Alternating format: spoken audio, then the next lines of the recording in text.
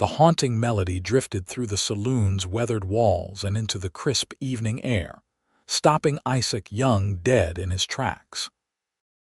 He had ridden into Shoshone City, Idaho, with dust on his boots and emptiness in his heart, but the voice that reached his ears now stirred something he thought long buried beneath years of hard living. It was 1885, and the mining boom that had once made Shoshone City prosperous was fading like the day's last light.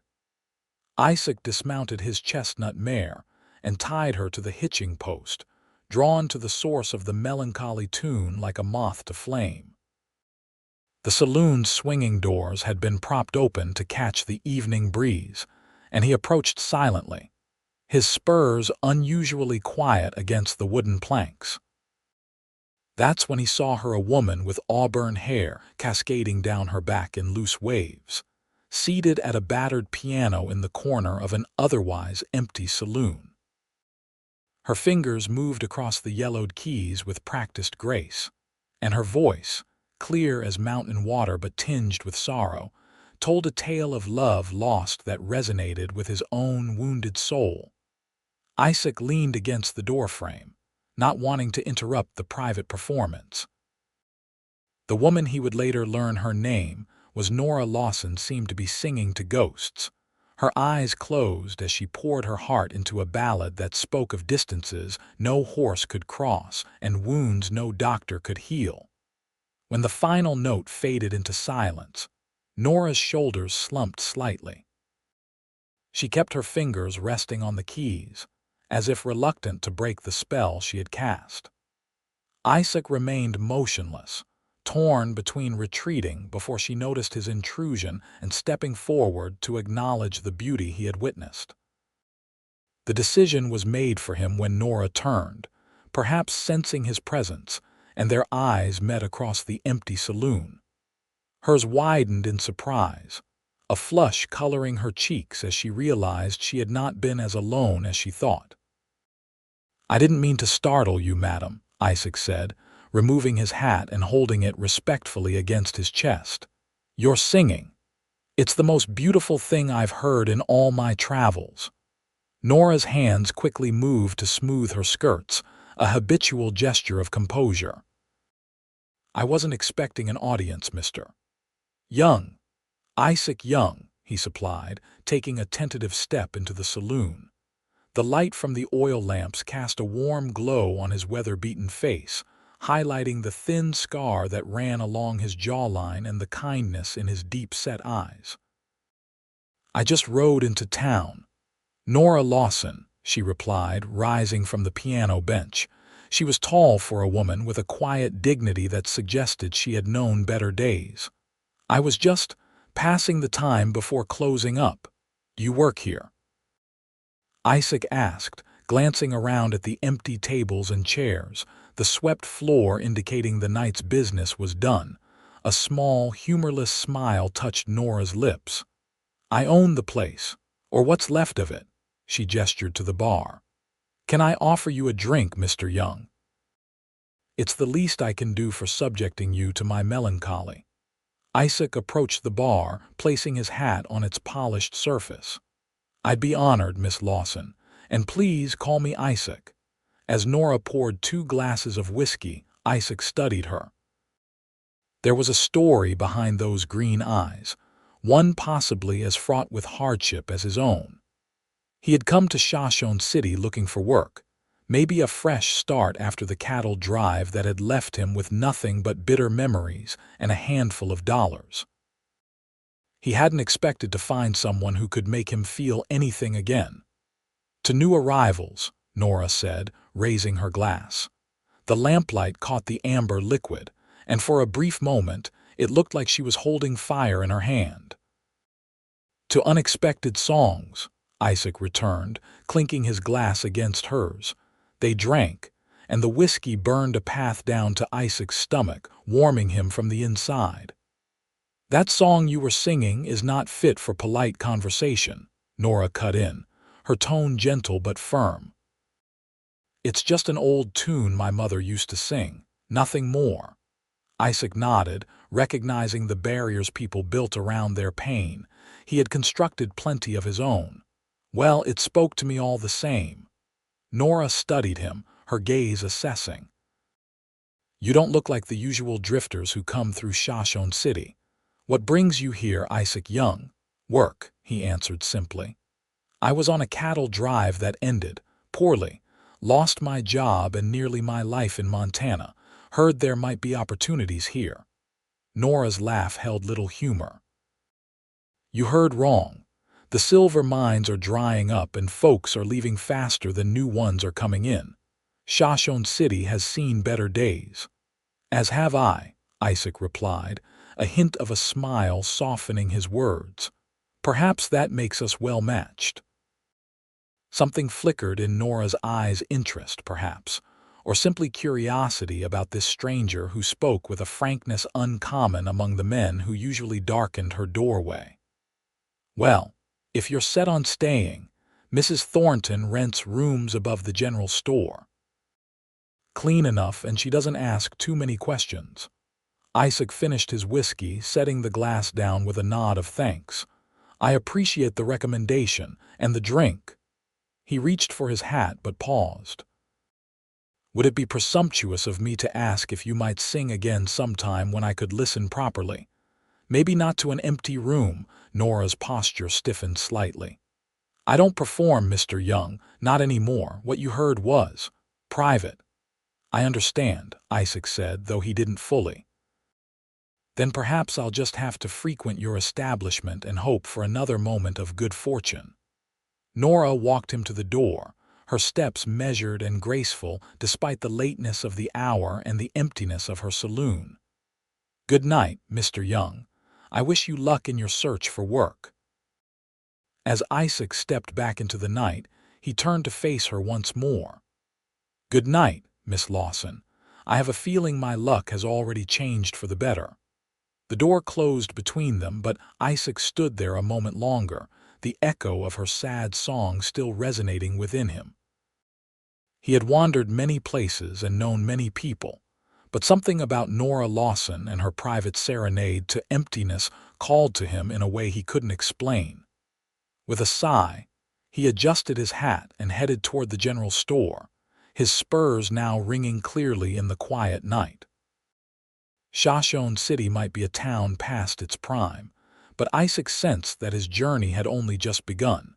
The next morning dawned clear and cool, the kind of autumn day that reminded folks winter wasn't far behind. Isaac woke early in Mrs. Thornton's boarding room, a sparse but clean space that smelled faintly of lye soap and lavender. He'd slept better than he had in weeks, despite the thin mattress and unfamiliar surroundings, after a simple breakfast in the small dining room downstairs where Mrs. Thornton, a widow with iron-gray hair and sharp eyes, informed him of potential work at the livery stable. Isaac set out to explore Shoshone City in the daylight. The town was as Nora had described, a place that had known prosperity but was now grappling with decline. Storefronts stood empty, their windows dusty with neglect. The few businesses still operating seemed to do so with grim determination rather than hope for growth. The livery stable, however, was busy enough.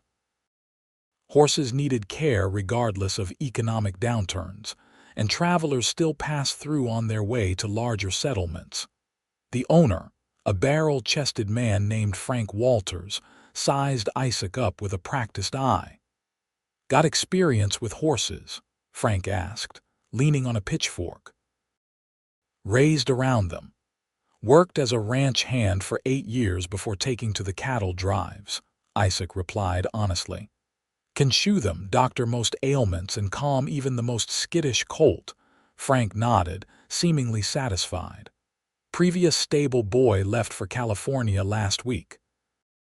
Thought he'd strike it rich in the gold fields, though that dream's long past its prime.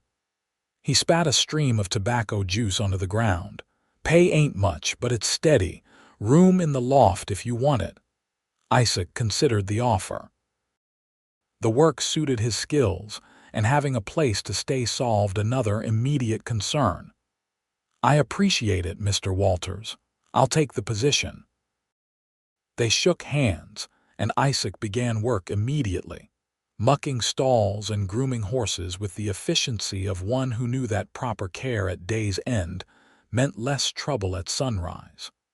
Frank watched for a while before nodding in approval and leaving Isaac to it. By midday, Isaac had established a rhythm, the familiar work soothing in its simplicity. He was brushing down a dapple gray mare when he heard the sound of a wagon approaching. Looking up, he saw Nora Lawson handling the reins of a sturdy wagon loaded with supplies. She wore a practical day dress the color of cornflowers, her auburn hair pinned up beneath a modest hat. In the daylight, Isaac could see the faint lines around her eyes that spoke of laughter once freely given, and he wondered what had happened to replace mirth with the melancholy he'd witnessed the previous night. Nora didn't notice him at first, focused as she was on guiding her team to the hitching post. When she finally looked up and met his gaze, surprise registered on her face before she schooled her features into a polite smile. "Mr. Young," she acknowledged, setting the brake. "I see you've found employment already." Isaac set down his brush and approached the wagon. "Miss Lawson." "Yes, Mr. Walters has been kind enough to take me on." He gestured to the loaded wagon. "Can I help you with those supplies?" Nora hesitated, as if unused to accepting assistance, but then nodded. "Thank you. They're for the saloon spirits mostly, and some provisions for the kitchen." Isaac moved to the back of the wagon and began unloading crates with practiced ease. "You run the kitchen as well." "I offer simple meals," Nora explained, coming around to direct which crates should go where. "Nothing fancy stews, biscuits, the occasional pie. It keeps patrons drinking longer when their stomachs aren't empty." Isaac chuckled. "Smart business." "Necessary business," she corrected, though a hint of a smile played at the corners of her mouth. "The saloon was my father's. When he passed 2 years ago, it was all I had left." Isaac paused, a heavy crate in his arms. "I'm sorry for your loss." Nora's eyes clouded momentarily before she straightened her shoulders. "Thank you. It's been an adjustment." They worked in companionable silence for a few minutes, unloading supplies and carrying them into the saloon storeroom. Inside, the place looked different in daylight, less mysterious, more careworn. The piano stood in the corner, its dark wood polished to a soft glow that suggested regular care. "You play beautifully," Isaac said, setting down the last crate. "The piano, I mean." Nora ran her fingers along the instrument's edge as she passed it. "My mother taught me. She was quite accomplished before she married my father and moved west. She brought this piano with her all the way from Boston, nearly cost more to transport it than it did to buy it." "It must mean a great deal to you then." "It's one of the few things I have left of her," Nora admitted. "She died when I was 16. Influenza." Isaac removed his hat, suddenly aware of the intimate nature of what she was sharing. That's a heavy burden to bear so young. Nora looked at him curiously. "You speak as though you understand such things." "I lost my parents in a fire when I was 14, Isaac said, the words coming more easily than they usually did. "Lived with my uncle after that, but it wasn't the same." Understanding passed between them, a silent acknowledgement of shared experience. Nora broke the moment by moving toward the bar. "Would you care for some coffee, Mr. Young? It seems the least I can offer for your help." "Isaac," he reminded her, "and yes, I'd like that very much." Nora prepared coffee on the small stove behind the bar, the domestic act at odds with the saloon setting. As she worked, Isaac took the opportunity to observe her more closely. She moved with purpose, no motion wasted, yet there was a grace to her actions that suggested she might once have danced across this very floor. "How long have you been in Shoshone City?" Isaac asked as she handed him a steaming cup. All my life, Nora replied, taking a seat at one of the tables and gesturing for him to join her.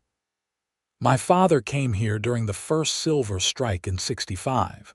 Met my mother when he went east to secure investors. She was the daughter of one of the men he approached a bit of a scandal when they eloped.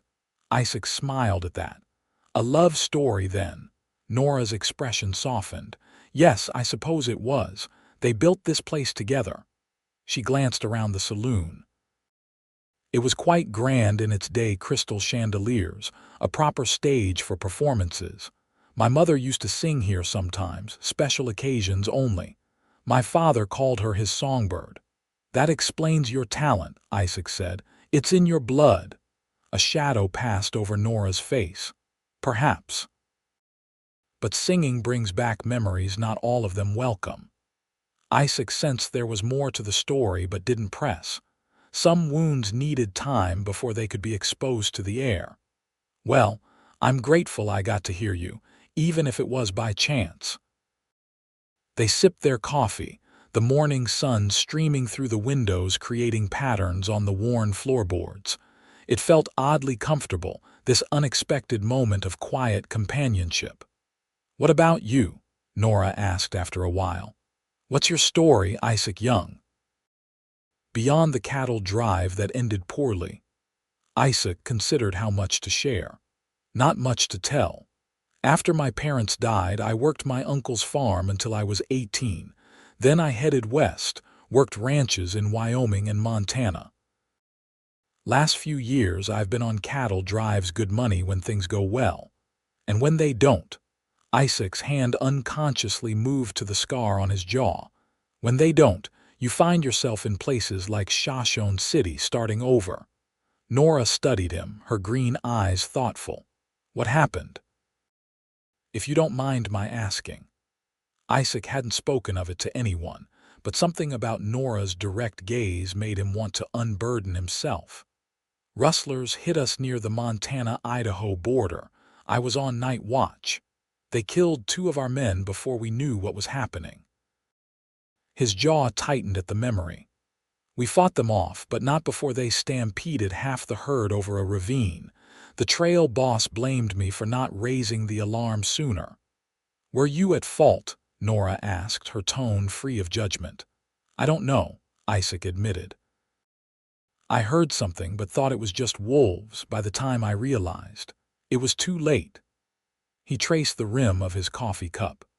The boss paid me my share, minus what he calculated as my portion of the lost cattle, and suggested I find work elsewhere. Nora reached across the table, her hand briefly touching his. I'm sorry. That's a heavy weight to carry. The simple gesture of compassion caught Isaac off guard, and he found himself swallowing against an unexpected tightness in his throat. Thank you. But I'm alive, which is more than can be said for Jim and Caleb. And now I have a job at the livery, so things are looking up. Nora withdrew her hand, a faint blush coloring her cheeks as if she suddenly realized the familiarity of her action. Well, Shoshone City may not be what it once was, but it has a way of growing on you. I can already see its appeal, Isaac said, meeting her gaze steadily. The moment stretched between them until the town clock struck noon, breaking the spell. Nora stood, smoothing her skirts. I should get back to preparations. We open at 4. Isaac rose as well, settling his hat back on his head. And I should return to Mr. Walters before he thinks I've abandoned my post on the first day. They walked to the saloon doors together, stepping out into the autumn sunlight. The street was quiet, just a few townsfolk going about their business. Thank you for the coffee, Nora, Isaac said, using her given name for the first time. And the conversation. You're welcome to stop by the saloon this evening, she offered. First drink is on the house, a proper welcome to Shoshone City. Isaac smiled, a genuine expression that reached his eyes. I'd like that very much. As he walked back to the livery, Isaac felt lighter than he had in months.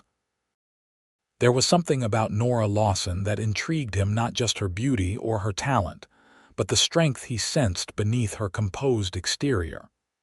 She was a woman who had faced loss and continued on, much like himself.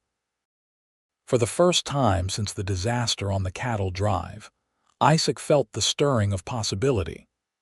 Perhaps Shoshone City, with its faded glory and determined residents, was exactly where he needed to be.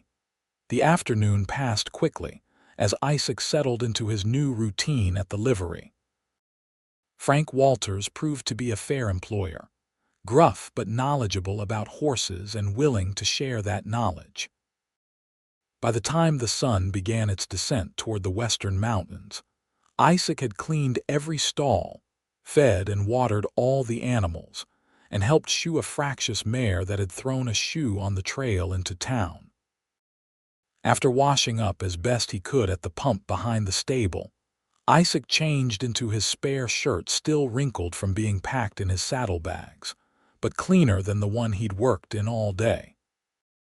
He ran a comb through his dark hair and contemplated his reflection in a small piece of mirror hanging in the loft.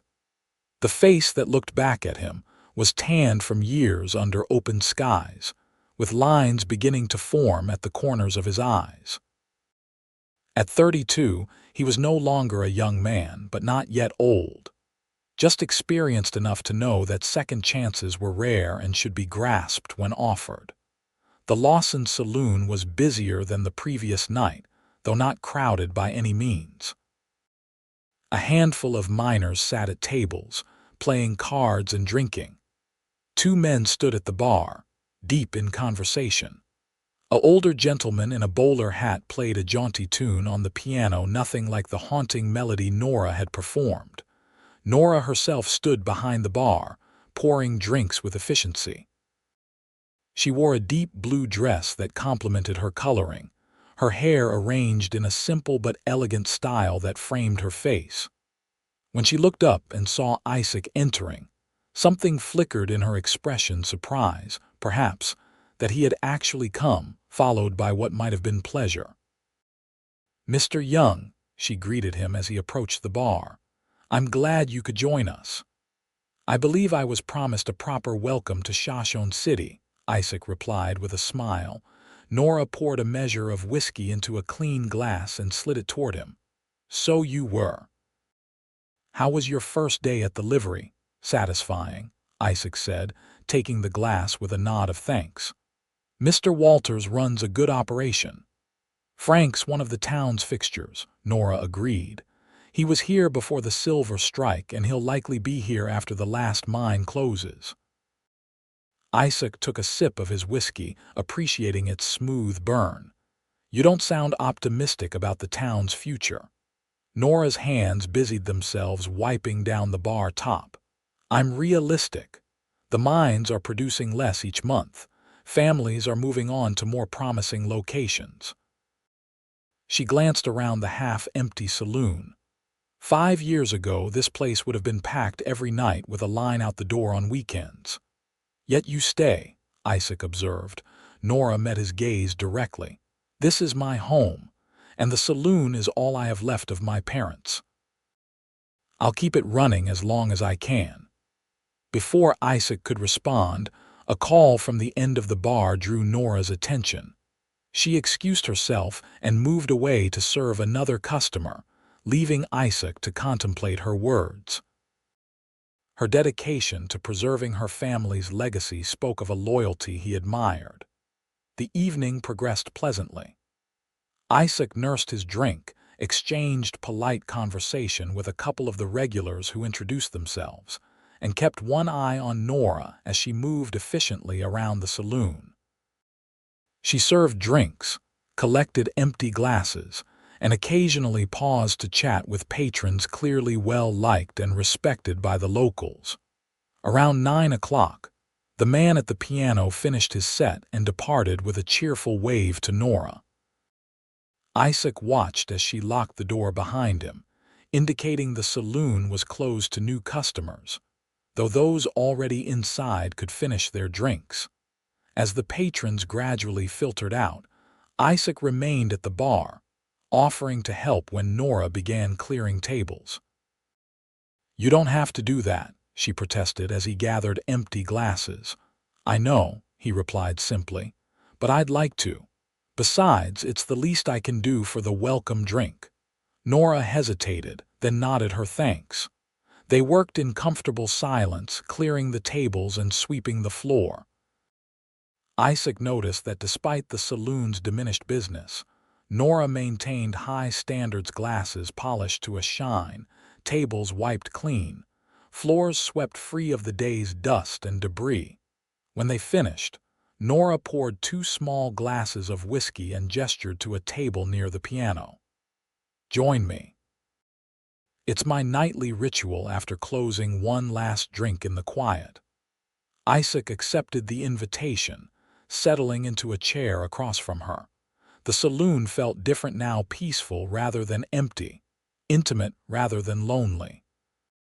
The oil lamps had been turned low, casting a warm, golden glow that softened the room's edges. "You always work alone?" Isaac asked, curious about the operation of the saloon. "I have a cook who comes in 3 days a week, Wednesdays, Fridays, and Saturdays when we're busiest," Nora explained. "And Elijah, the piano player you saw tonight, plays most evenings for tips and drinks. But otherwise, yes, it's just me." "That's a lot for one person to manage," Nora shrugged. "I grew up in this saloon. I know every inch of it, every creak in the floorboards, every nail in the walls." Her fingers traced patterns on the wooden table. "Before my father died, we had barmaids, a full-time cook, even entertainment on the stage. But as the town's fortunes declined, so did ours." "You've done well to keep it going," Isaac said sincerely. Nora's smile was tinged with sadness. "For now. But I'm not sure how much longer I can hold on. The building needs repairs I can't afford, and supplies get more expensive as fewer merchants are willing to make the journey to Shoshone City." "Perhaps things will turn around," Isaac suggested. "Towns have cycles like everything else." "Perhaps," Nora agreed, though she didn't sound convinced. She sipped her whiskey, then asked, "Will you stay in Shoshone City, Isaac? Or is this just another stop on your journey?" The question caught him off guard, both its directness and the fact that he had no ready answer.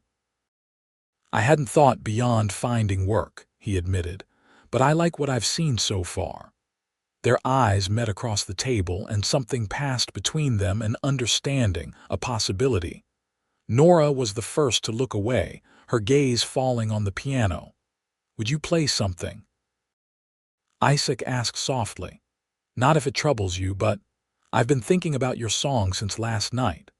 Nora was quiet for a long moment, and Isaac thought she might refuse. But then she rose and moved to the piano, settling on the bench with practiced ease. Her hands hovered over the keys before pressing down, drawing forth a melody different from the previous night, still melancholy, but with a thread of hope woven through its notes. She didn't sing this time, letting the music speak for itself. Isaac watched her, captivated by the way she seemed to transform at the piano, as if the instrument allowed her to express things she couldn't or wouldn't say aloud. When the final notes faded, Nora remained seated, her hands resting in her lap. "That was my mother's favorite," she said quietly. "She played it every Sunday morning." Isaac approached the piano, drawn to her side. "It's beautiful, thank you for sharing it." Nora looked up at him, her expression vulnerable in a way it hadn't been before. "It's strange. I haven't played that for anyone since she died." "Why me?" Isaac asked, the question barely above a whisper. Nora considered this, her brow furrowing slightly. "I'm not entirely sure. Perhaps because you listened last night when you thought I didn't know you were there. There was something honest about that moment." Isaac nodded, understanding what she meant. "Sometimes it's easier to be ourselves when we think no one is watching." "Yes," Nora agreed. "Exactly that." They stood in silence, the air between them charged with unspoken thoughts. Finally, Nora closed the piano lid gently. "It's late. I should lock up." Isaac recognized the moment had ended. "Of course. Thank you for the evening, Nora, for the drink and the music." They walked to the door together, and Nora held it open as Isaac stepped out into the cool night. The street was deserted, the only sound the distant howl of a coyote in the hills. "Good night, Isaac," Nora said, her silhouette framed in the doorway. "Good night," he replied. "I'll see you tomorrow." A smile touched Nora's lips. "The saloon is open every day but Sunday." "Then I'll be here," Isaac promised, settling his hat on his head before turning toward the livery, where his new quarters awaited. As he walked through the quiet town, Isaac reflected on the unexpected turn his life had taken. 2 days ago, he had been a drifter with no destination in mind, a man running from failure and guilt. Now he had work, a place to sleep, and the beginning of connections in this small, struggling community. And then there was Nora Lawson, with her sad songs and resilient spirit. Isaac couldn't deny the pull he felt toward her, not just physical attraction, though she was undeniably beautiful, but something deeper. A recognition, perhaps, of kindred experience. They were both survivors, carrying on despite loss and setbacks. For the first time in longer than he could remember, Isaac found himself looking forward to tomorrow. The days fell into a rhythm as October gave way to November. Isaac worked at the livery from dawn until dusk, earning Frank Walter's respect with his diligence and skill with horses. In the evenings, he would wash up and head to the Lawson saloon, where he would nurse a drink or two and exchange conversation with Nora whenever she had a free moment. On busier nights, he helped out carrying heavy barrels from the storeroom, breaking up the occasional disagreement before it could escalate into something worse, escorting home patrons who had indulged too freely. Nora never asked for his assistance, but she accepted it with grateful smiles that made the extra effort worthwhile. After closing, they often shared a nightcap, sometimes talking until the small hours about their lives, their losses, their hopes. Isaac learned that Nora had once been engaged to a mining engineer who had left Shoshone City when the silver began to run out, breaking their engagement with a brief note and a returned ring. She spoke of it matter-of-factly, without bitterness, but Isaac detected the hurt that still lingered beneath her composed exterior. In turn, he told her about his years on the open range, the camaraderie of the cattle drives, and the loneliness that had often accompanied his wandering life.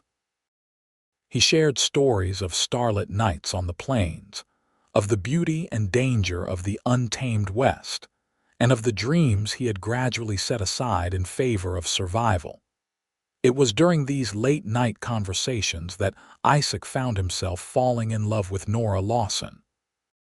He loved her quiet strength, her unwavering commitment to her family's legacy, and the way her face lit up when she laughed, a rare but treasured occurrence. He loved the music she sometimes played for him after everyone else had gone, and how she had begun to sing again, tentatively at first, then with growing confidence as the weeks passed.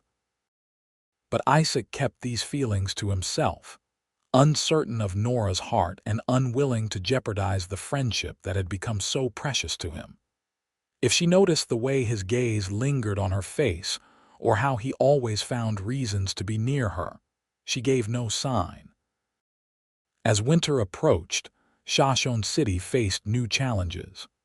The first heavy snow arrived in early December, cutting the town off from easy access to larger settlements. Supplies became scarcer, and the mines that were still operating reduced their hours, leaving many men with less money to spend at establishments like the Lawson Saloon.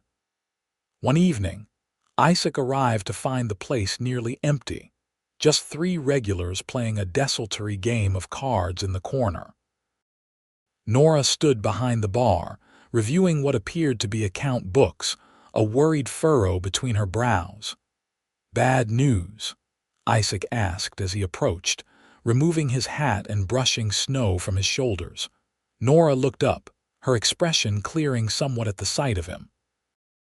"Just doing sums that don't want to add up properly," she said, closing the ledger. "The usual winter challenges." Isaac could see she was downplaying her concerns. "How bad is it?" Nora sighed, pouring him his usual whiskey without being asked. "Bad enough. The snow has cut off the usual supply routes, so what I can get costs more, and with the mines on reduced operations." She gestured to the nearly empty saloon. "What can I do to help?" Isaac asked immediately. Nora's smile was warm despite her worries. "You already do more than enough, Isaac. Your presence alone has been." She paused, seeming to search for the right words. "It's been a comfort." The admission, simple as it was, kindled hope in Isaac's chest. "I've been thinking," he said, choosing his words carefully. "The livery is steady work, but it doesn't pay much beyond room and board. I've been considering taking on additional jobs, maybe helping with repairs around town, or joining the men who clear snow from the streets." "You already work from sunrise to sunset," Nora protested. "When would you find time for more?" "I'd manage," Isaac said. "I've never been one to shy away from hard work." Nora studied him, her green eyes thoughtful. "Why would you do that? Take on extra work when you're already doing enough?" Isaac hesitated, then decided on honesty. "Because I care about this town and the people in it." The moment hung between them, heavy with unspoken meaning. Nora's cheeks flushed slightly and she looked down at her hands. "We care about you too, Isaac. You've become important to Shoshone City." It wasn't quite what Isaac had hoped to hear, but it was something. He smiled and raised his glass in a small toast. "Then it's settled. I'll speak to Sheriff Davis tomorrow about joining the snow removal crew. They pay by the day and it's work that needs doing." Their conversation was interrupted by the arrival of more patrons, a group of miners coming off shift, stamping snow from their boots and calling for drinks. Nora moved to serve them, and Isaac took his usual seat at the end of the bar, content to watch her work and wait for the quiet moments when they might talk again. The evening passed slowly, with more customers trickling in as the night progressed.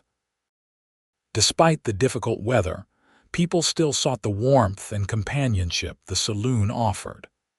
Elijah arrived to play the piano, and a few couples even cleared space to dance, their movements bringing life to the worn floorboards. Isaac noticed Nora watching the dancers with a wistful expression. Acting on impulse, he approached her during a lull in drink orders.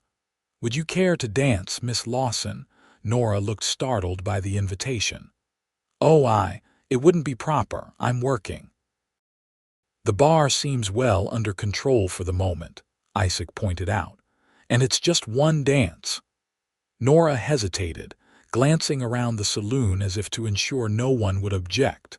Then, with a small nod, she came out from behind the bar and took Isaac's offered hand. He led her to the small, cleared area where others were dancing, acutely aware of her hand in his and the subtle scent of lavender that surrounded her. Elijah had just begun a waltz slower and more formal than the lively tunes he usually played. Isaac placed his hand respectfully at Nora's waist, maintaining a proper distance between them as they began to move in time with the music. She was light on her feet, following his lead with natural grace. "I haven't danced in years," Nora confessed, her voice low enough that only he could hear. "You haven't forgotten how," Isaac assured her. "You move like you were born to it." A genuine smile lit up Nora's face. "My mother insisted I learn properly. She said every young lady should know how to waltz, even in a mining town." "She was right," Isaac said, guiding Nora through a gentle turn. "Though I imagine she didn't envision you dancing in your own saloon with a former cattle driver." Nora's laugh was soft and warm. "No, probably not, but I think she would have approved of the company nonetheless." The compliment sent a surge of pleasure through Isaac's chest. They continued to dance, their movements becoming more fluid as they grew accustomed to each other's rhythm. The room seemed to fade around them, the other dancers becoming mere shadows in the periphery of Isaac's vision. All that mattered was Nora in his arms, her eyes reflecting the lamplight, her smile more carefree than he had ever seen it. When the music ended, they remained standing close for a moment longer than necessary, neither quite ready to break the spell. Then someone called for a drink, and reality intruded once more. Nora stepped back, her professional demeanor returning as she thanked Isaac for the dance and returned to her duties behind the bar. But something had shifted between them. Isaac felt it, and from the glances Nora cast his way throughout the remainder of the evening, he suspected she felt it too. When the last patron had departed, and the door was locked for the night, Nora moved to the piano instead of beginning her usual cleaning routine. She played a different melody this time, still touched with melancholy but intertwined with something hopeful, even joyful. And then she began to sing. The words spoke of winter's harsh beauty, of endurance through difficult seasons, and of the promise of spring's return. Her voice filled the saloon, strong and clear, no longer restricted to an audience of ghosts. Isaac stood motionless, transfixed by the beauty of her performance and the emotion she poured into every note. When the song ended, Nora looked up at him, vulnerability and strength mingled in her expression. That was. Isaac searched for words adequate to express what he had felt. "Nora, your voice is extraordinary." She ducked her head, accepting the compliment with a small smile. "It feels good to sing again. Really sing, not just—" She trailed off, "not just to an empty room," Isaac finished for her. Nora nodded. "Yes. For so long music has been tied to loss for me, my mother's death, my father's passing, even Thomas leaving." She sighed. "But lately I've started to remember how it felt before the joy of it." Isaac moved closer, drawn to her side. "What changed?" Nora met his gaze directly. "You did, Isaac. You listened that first night and somehow, you made it safe to sing again." The confession hung in the air between them, laden with meaning. Isaac took a breath, gathering his courage. "Nora—" A tremendous crash from outside interrupted him, followed by shouting and the sound of breaking glass. Isaac was at the window in an instant, peering out into the snowy night. What he saw made his blood run cold. "Fire," he said urgently. "The general store is on fire." They rushed outside into the bitter cold, where already townsfolk were emerging from their homes, alerted by the commotion. Flames licked up the side of the general store, orange and vicious against the white backdrop of snow. "Mrs. Thornton lives up there," Nora gasped, clutching Isaac's arm, "and 3 boarders." Without hesitation, Isaac ran toward the burning building, joining the bucket line that was hastily forming. Sheriff Davis was shouting orders, organizing men to fetch water from the town pump and nearby troughs. Others were attempting to enter the building to evacuate those inside. Isaac passed buckets of water for what seemed like hours, his arms aching, his face scorched by heat even as his back froze in the winter air. He saw Mrs. Thornton led to safety, wrapped in blankets and coughing from smoke. 2 of her boarders followed, but there was no sign of the third. "Jeremiah's still in there," Mrs. Thornton cried, trying to pull away from those restraining her. "His room is at the back." Isaac looked at the building, now fully engulfed in flames. The bucket line was making little headway against the ferocity of the fire. Without stopping to think, he grabbed a water-soaked blanket from a nearby pile and wrapped it around his shoulders. "Isaac, no," Nora called, realizing his intent. But he was already moving, pushing past the men at the doorway and into the inferno. The heat was overwhelming, the smoke so thick he could barely see. Isaac dropped to his knees, crawling beneath the worst of it as he made his way toward the back of the store. The stairs to the upper floor were partially collapsed, but still passable. He climbed them carefully, testing each step before committing his weight. The upper hallway was filled with smoke, but less flame had reached it. Isaac called out Jeremiah's name, listening intently for any response. A faint coughing from the back room answered him. Isaac found the old man collapsed beside his bed, overcome by smoke. With strength born of desperation, Isaac lifted Jeremiah over his shoulder and began the treacherous journey back through the burning building. The staircase had deteriorated further in the short time he'd been upstairs. Isaac tested the first step and felt it give way beneath him. Adjusting Jeremiah's weight, he judged the distance to the floor below and jumped, landing heavily but managing to keep his feet. The main floor was now a maze of flames. Isaac could feel the heat through the damp blanket, which was rapidly drying in the intense heat. His lungs burned with every breath, and his vision was narrowing to pinpricks of light amid the smoke. Just when he thought they wouldn't make it, hands reached through the haze, grabbing him and Jeremiah and pulling them toward the door. They burst out into the cold night air, where Isaac collapsed to his knees, gasping for breath. Nora was at his side instantly, her face streaked with soot and tears. "You fool," she said, her voice breaking as she helped him move further from the burning building. "You could have been killed, couldn't. Leave him," Isaac managed between coughs. Medical attention was quickly provided to both Isaac and Jeremiah. The old man was in worse shape, having been exposed to the smoke longer, but the doctor thought both would recover. Isaac suffered burns on his hands and arms, painful but not severe enough to cause permanent damage. As the townsfolk continued to battle the fire, now focused on preventing it from spreading to adjacent buildings, Nora stayed by Isaac's side. She held a cool cloth to his forehead and helped him sip water when coughing fits overtook him. "Why did you do it?" she asked quietly as they watched the general store collapse in on itself, the battle to save it clearly lost. "You barely know Jeremiah." Isaac looked at her, his face smudged with soot and exhaustion evident in every line of his body. "Because it was the right thing to do, and because—" He paused, gathering his thoughts. "Because Shoshone City has become home to me. These people matter." Nora's eyes filled with tears. "You matter too, Isaac, to me." Before he could respond, the doctor returned to check on him, and the moment passed. But Isaac held those words close as he was eventually helped to the livery, which had been spared from the fire. Frank Walters insisted he take the small room off the main stable rather than the loft, where he could recover more comfortably. The next morning, despite protests from both Frank and the doctor, Isaac rose and made his way back to town to assess the damage.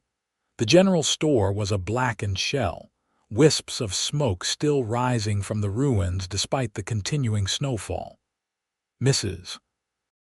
Thornton and her boarders had been taken in by neighbors, but the loss of the store was a serious blow to the already struggling town. Isaac found Nora at the saloon, which she had opened early to provide coffee and a warm place for those who had fought the fire through the night. She looked exhausted, dark circles under her eyes suggesting she hadn't slept at all. "You should be resting," she admonished when she saw him, though her relief at seeing him up and moving was evident. "I've had worse," Isaac said, though his voice was still raspy from smoke. "How's Jeremiah?" "Alive, thanks to you," Nora replied, pouring him a cup of coffee. "The doctor is cautiously optimistic." Isaac nodded, grateful for the good news. "And Mrs. Thornton, how is she taking it?" Nora's expression grew somber. "As well as can be expected." The store was insured, but not for its full value, and in any case, it will take months to rebuild if she chooses to do so. If, Isaac questioned. There's talk already of her moving to Boise to live with her daughter, Nora explained. She's not young, Isaac, and this is a devastating loss. The implications were clear. Without the general store, Shoshone City would face even greater challenges. Supplies would be harder to come by, and another empty building on Main Street would only emphasize the town's decline. "What can we do?" Isaac asked, unwilling to accept defeat. Nora looked at him with a mixture of admiration and sadness. "That's just like you, isn't it? Always looking for ways to help to fix things." "Is that so bad?" "No," she said softly. "It's one of the things I love about you." The word hung in the air between them, neither acknowledging its significance directly. Isaac reached across the bar and took Nora's hand in his bandaged one, ignoring the pain of contact. "We'll find a way forward," he promised. "For the town, for the saloon, for all of it." Nora's fingers tightened around his. "I believe you," she said, and in that moment, Isaac knew that whatever challenges lay ahead, they would face them together. In the weeks that followed, Shoshone City rallied in the face of adversity. A temporary store was established in a vacant building, stocked with salvaged goods, and new supplies hauled in by sled from the nearest railroad station. Mrs. Thornton, encouraged by the community's support, decided to remain and rebuild in the spring when weather would permit. Isaac split his time between the livery and various projects around town. His hands healed quickly, and he put them to work repairing roofs damaged by snow, chopping firewood for elderly residents, and helping plan the reconstruction of the general store.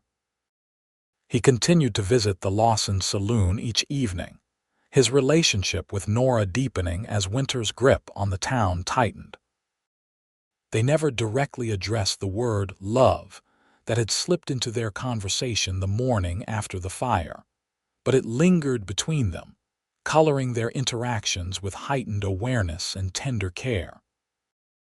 Isaac found reasons to touch Nora's hand when passing a drink, to stand close beside her at the piano, to linger after closing for those precious moments of private conversation. Nora, for her part, began singing more openly not just to Isaac after hours, but occasionally for the patrons as well. Her voice drew people to the saloon even on the coldest nights, providing a bright spot in the dark winter months. The sad songs were still part of her repertoire, but they were now balanced by livelier tunes and ballads that spoke of hope and renewal. Christmas approached, bringing with it a festive spirit despite the town's challenges. The saloon was decorated with pine boughs and red ribbons, and Nora planned a special evening of music and celebration for Christmas Eve. The night arrived cold and clear, stars gleaming like diamonds above the snow-covered town. Isaac finished his work at the livery early, taking extra care with his appearance before heading to the saloon. He had a small package in his pocket, a gift he had ordered weeks ago through the mail, which had finally arrived on the last delivery before the holiday. The Lawson saloon was transformed for the occasion. Every lamp was lit, the piano had been decorated with evergreen sprigs, and Nora had somehow procured enough candles to place one on each table. The effect was magical warm, inviting, and full of holiday cheer. Nora herself looked radiant in a dress of deep green that complemented her auburn hair and fair complexion. She greeted Isaac with a warm smile when he entered, her eyes lighting up in a way that made his heart beat faster. "Merry Christmas, Isaac," she said, handing him a glass of mulled cider rather than his usual whiskey. "You're just in time. Elijah is about to begin the music." "Merry Christmas," he replied, taking the cider and letting his fingers brush against hers. "You've done wonders with the place." Nora looked around with satisfaction. "It reminds me of how the saloon used to be during the holidays when I was a girl. My mother would hang mistletoe in all the doorways, and my father would roast chestnuts behind the bar. It's perfect, Isaac assured her. The evening unfolded in a joyous celebration that seemed to lift the spirits of everyone present. Elijah played traditional carols, and the townspeople sang along, their voices blending in cheerful harmony. Food was shared, drinks were poured freely, and for a few hours the worries of winter and the town's uncertain future were set aside in favor of fellowship and goodwill. Near midnight, Nora took her place at the piano, and a hush fell over the gathering. She played a gentle introduction, then began to sing Silent Night in a voice so pure and clear, it brought tears to more than a few eyes. Isaac watched her from his place by the bar, his heart full to bursting with love and pride. When the song ended, applause filled the saloon. Nora acknowledged it with a graceful nod, then looked directly at Isaac, a question in her eyes. He nodded slightly, understanding her unspoken request. Nora turned back to the piano and began to play again, this time a song Isaac had never heard before. As she sang, he realized she had written it herself, a ballad about finding hope in unexpected places, about a traveler seeking shelter in a storm and discovering home in the heart of another. The lyrics spoke of loss transformed by love, of music that healed old wounds, of a future built together despite uncertain beginnings. It was their story, set to music and offered as a gift to the man who had listened from the doorway that autumn night and changed everything. When the final notes faded, the saloon was silent for a heartbeat before erupting in enthusiastic applause. Nora rose from the piano bench, her cheeks flushed with emotion, her eyes seeking Isaac's across the room. He moved toward her, drawn by an invisible thread that had bound them together since their first meeting. The crowd seemed to sense the significance of the moment and parted to let him pass. "That was beautiful," Isaac said when he reached her side. "The most precious gift I've ever received." Nora's smile was luminous. "I needed to tell you in the best way I know how what you've meant to me, how you've brought music back into my life." Isaac took her hand in his. "I have something for you as well, though it seems humble in comparison." He drew the small package from his pocket and placed it in her palm. Nora unwrapped it carefully, revealing a delicate silver locket on a fine chain. When she opened it, tears sprang to her eyes. Inside was a tiny image of a piano, exquisitely etched. "Oh, Isaac," she breathed. "It's perfect." "Turn it over," he urged gently. Engraved on the back were the words, "Music returns when love finds a way." Nora looked up at him, her heart in her eyes. "I do love you, Isaac Young. I think I have since that first night when you stood in my doorway and listened to a sad song meant for no one." Isaac's hand cupped her cheek, his touch reverent. "And I love you, Nora Lawson. You've given me a home when I thought I would always be a drifter, and purpose when I had lost my way." They stood together in the center of the saloon, surrounded by friends and neighbors, yet somehow alone in a moment that belonged only to them. Then someone Isaac later suspected it was Frank Walters called out, "Well, kiss her already, Young." Laughter rippled through the crowd and Isaac grinned, suddenly aware of their audience. But Nora didn't seem to mind. She reached up, placed her hand on the back of his neck and drew him down to her. Their lips met in a kiss that was both gentle and profound, a promise, a beginning, a testament to the journey that had brought them together. When they finally parted, applause and good-natured cheers filled the saloon. Nora laughed, a sound of pure joy that Isaac knew he would treasure for the rest of his days. The celebration continued until the early hours of Christmas morning, the saloon filled with music, laughter, and the warmth of community. When the last guests finally departed, Nora and Isaac stood together in the doorway, looking out at the snow-covered street gleaming in the moonlight. "What happens now?" Nora asked, her head resting against Isaac's shoulder. "Now," he said, pressing a kiss to her temple, "we build a future. Together." Nora smiled up at him. "I like the sound of that."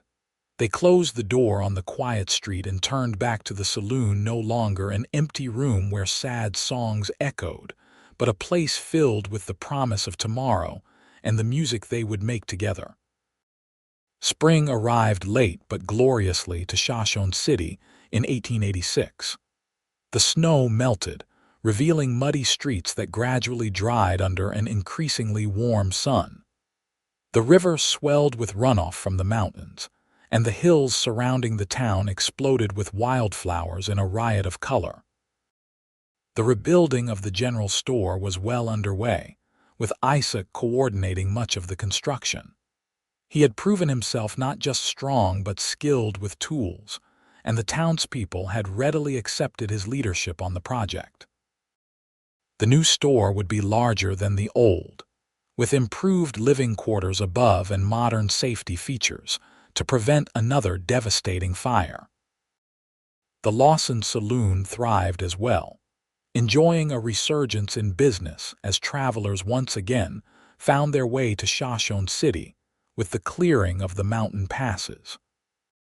Nora's reputation as a singer had spread to neighboring settlements, drawing visitors who came specifically to hear her perform on Saturday nights. But the most significant change in Shoshone City that spring was the wedding planned for the first Sunday in May. The entire town had been invited to witness Isaac Young and Nora Lawson exchange vows in the small church on Pine Street, followed by a celebration at the saloon.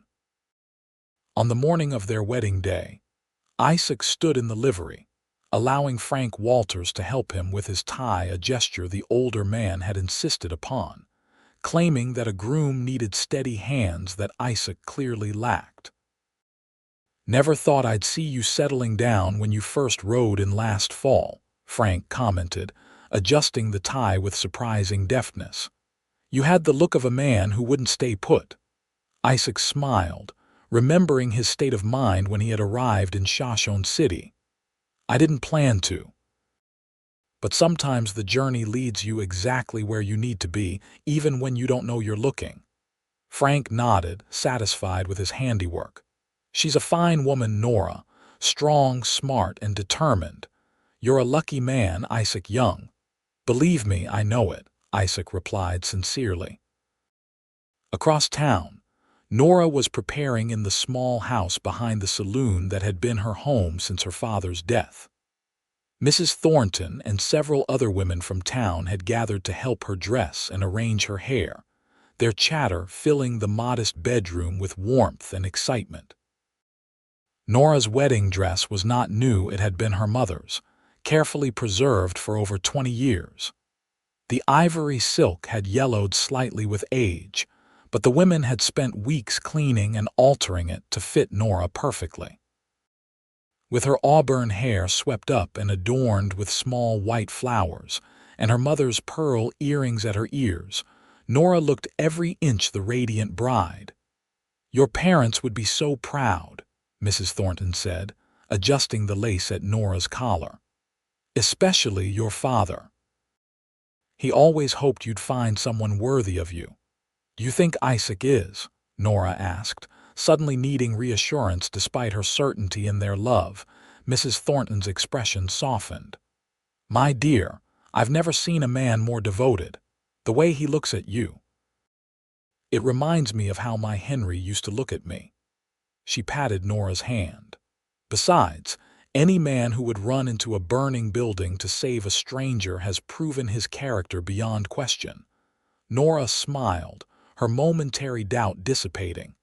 "I never expected to find love again, not after Thomas left. I had convinced myself I was content with my independence. And now I understand that loving Isaac doesn't diminish my strength, it amplifies it," Nora replied. "We support each other, challenge each other. It's a partnership in the truest sense." Mrs. Thornton nodded approvingly. That's the foundation of a lasting marriage. Now, are you ready to become Mrs. Young? Nora took a deep breath and looked at her reflection one last time. I'm ready.